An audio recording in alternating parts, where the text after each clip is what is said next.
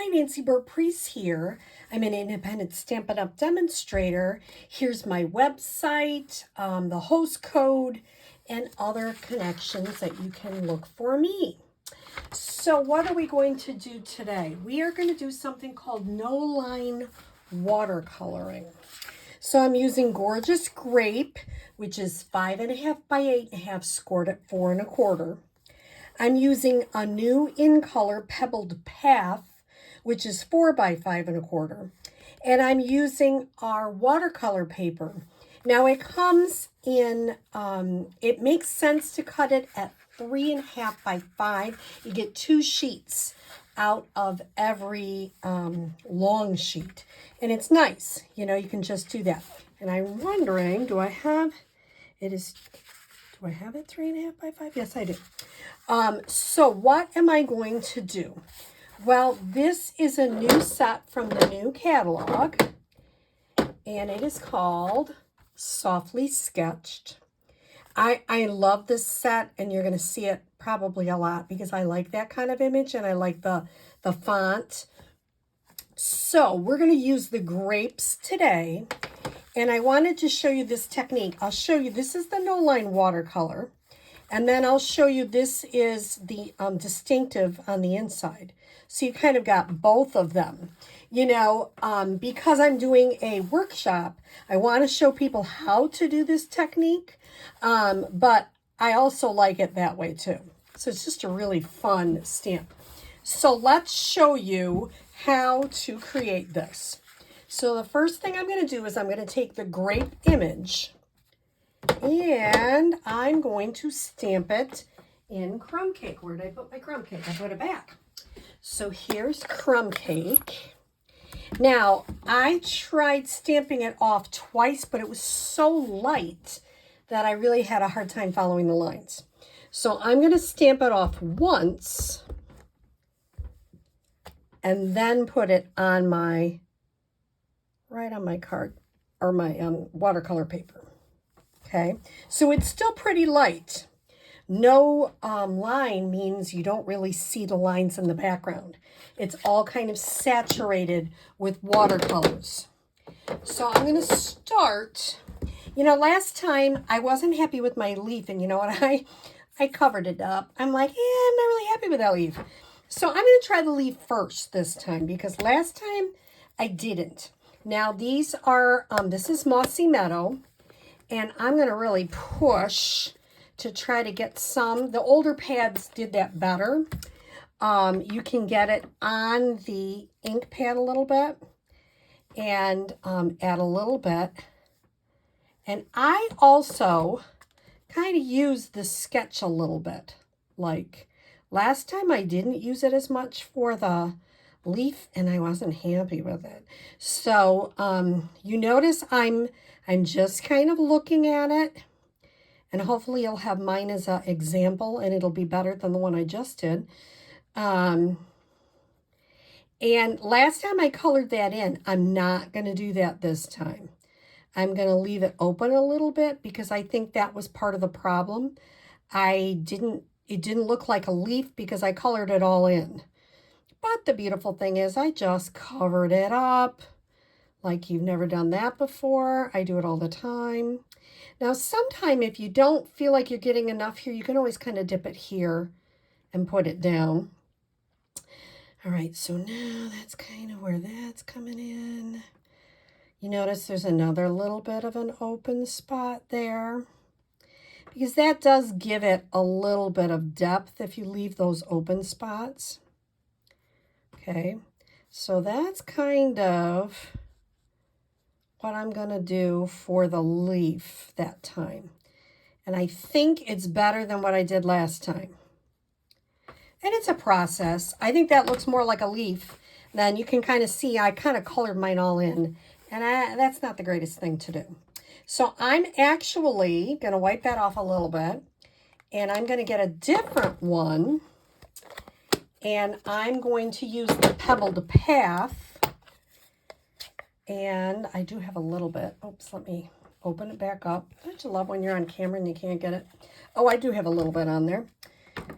Let's see. Is this Pebble Path? Yes. And if you come to my workshop, I'll try to have them labeled so you know which one is which. Some people spend hours. I don't do that. I'm not a deep colorer or anything. I kind of like it quick and easy, and that's how I do it. I don't know what that little thing is on the other side of the grape there, you know, that little curly Q thing. I think that's funny, but okay. So those are the easy parts. Now comes the grapes, and I learned a lot doing it the first time. Let's see if I can push it down. This is Gorgeous Grape, and I'm going to outline the grapes first. I didn't do that right away. And I like to show everybody both times I do things because, number one, it's a learning process. But number two, they're like, oh, you do it so great. Well, you only see the finished product. So I want to show you what it looks like before that. So here I am just kind of coming around. The nice thing about this is you could say it's like a simple stamping. And I'll tell you why. Because you don't need the big shot. I didn't cut anything out. I am just doing a simple watercolor. You get a package of 3 watercolors. I'm using 3 ink pads. So it's kind of a simple stamping technique. So you notice I'm just kind of going around. You can squeeze it, get a little water in there. Because it is watercolor painters. I think they're called water painters. So you want to get this so it looks like grapes, because the first time I did it, it looked like a big mush, and I had to come around and make it look less of a mush. Sometimes I'm making it go grapes where it doesn't have a grape, or making my own thing. I just think it's a really fun technique. We used to have white shimmer paper, which we do not have anymore. That went out. Who knows? Sometimes things come back. You just never know. But right now we have this beautiful watercolor paper, and I highly recommend it. It's really fun to use. Okay, so I've kind of got a grape image. And now I'm just going to come through and kind of fill them in. Nothing exciting, nothing hard. Just kind of giving it a little sweep around. But you kind of, I keep saying kind, but you do want to have a little bit of a grape image. If not, it just looks weird. And I've seen people do this with a bird. You can do no line with anything, really. Certain things lend itself better to this technique than others. Okay, so I'm going to add a little bit more down here. You don't want all the grapes to be exactly the same color, because grapes aren't always the same color. So add a little bit of depth there. So there you have it. And like this one is kind of really dark, so I might want to do another one up here a little darker, and maybe this one a little darker, and then smudge them in, and you know, just play.